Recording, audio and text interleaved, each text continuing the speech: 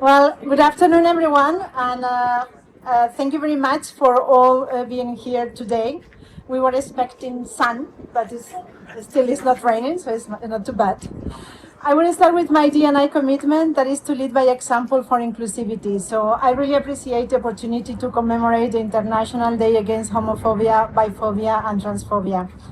Today, as we gather for the fifth time to mark Idahot, we come together as a unified force, standing strong against prejudice and discrimination.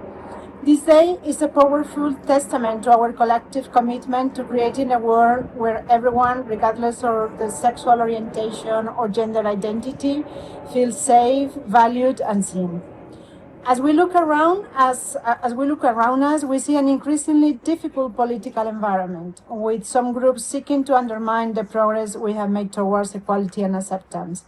In many places, the rights of LGBTQ plus individuals are being challenged, and hateful rhetoric is on the rise. It is during these trying times that our solidarity becomes even more crucial. I want to confirm our company's unwavering support for our LGBTQ plus employees. We recognize the unique challenges they face, and we are committed to fostering an inclusive and supportive workplace where diversity is not only accepted but celebrated. Your presence here enriches our community, and we stand by you, ensuring that you feel empowered and protected in your professional and personal lives. Today, I urge each of you to come together to continue to build a strong community and system of support here at TME. Reach out to a colleague who might be struggling, listen with empathy, and offer support.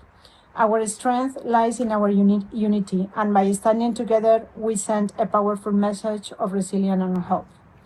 To our LGBTQ plus colleagues, know that we see you, we hear you, and we stand with you.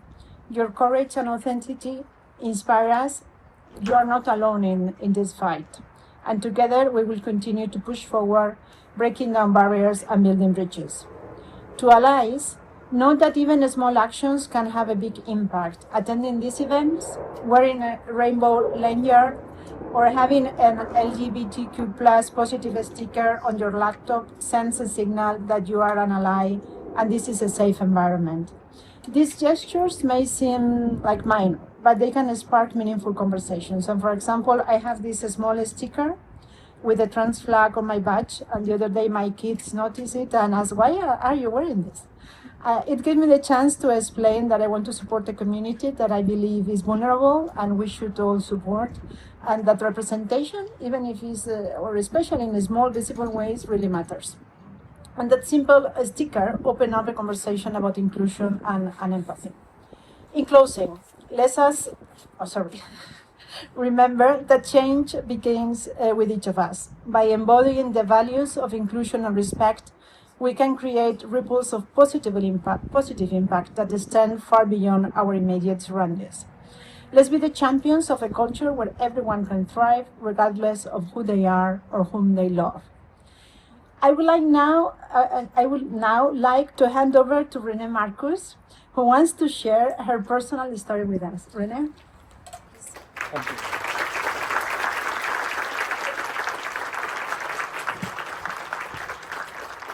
Good afternoon, and thank you very much for being here. I'm Renee, and I work in the cybersecurity department. First of all, I would like to thank TME and ACOR for the amazing work you do. Yes, thank you very much.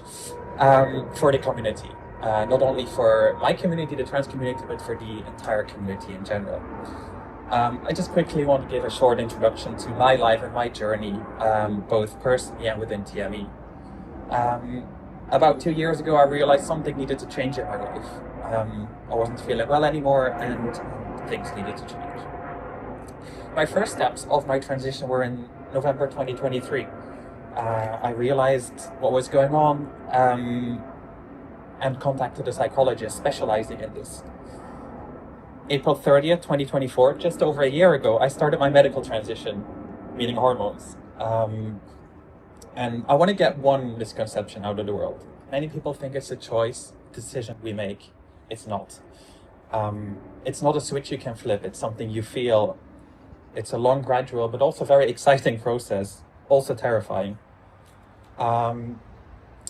But a bit about my personal experience. I think Belgium is a fairly good place for us. People here mostly live and let live.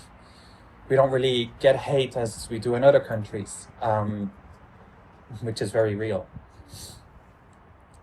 In the beginning, of course, people stare. It's normal.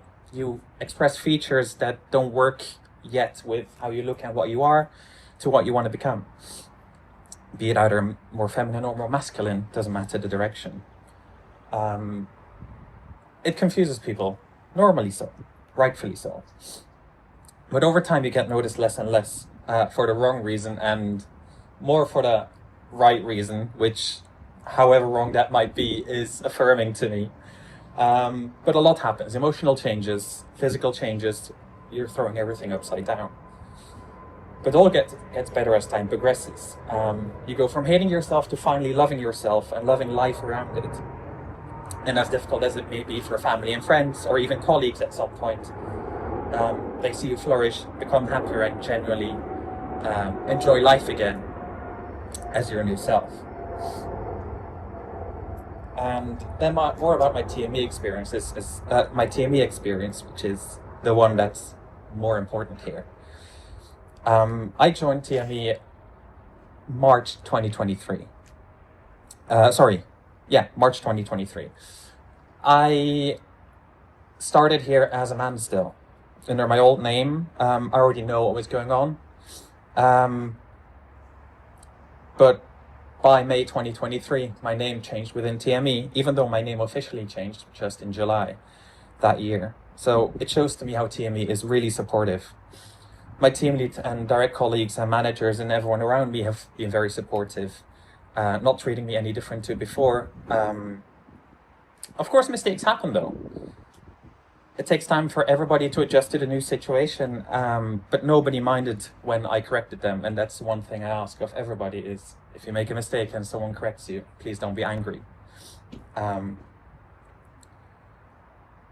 can't expect people to have it right immediately when even I myself used the wrong name in my own emails up to 6 months after.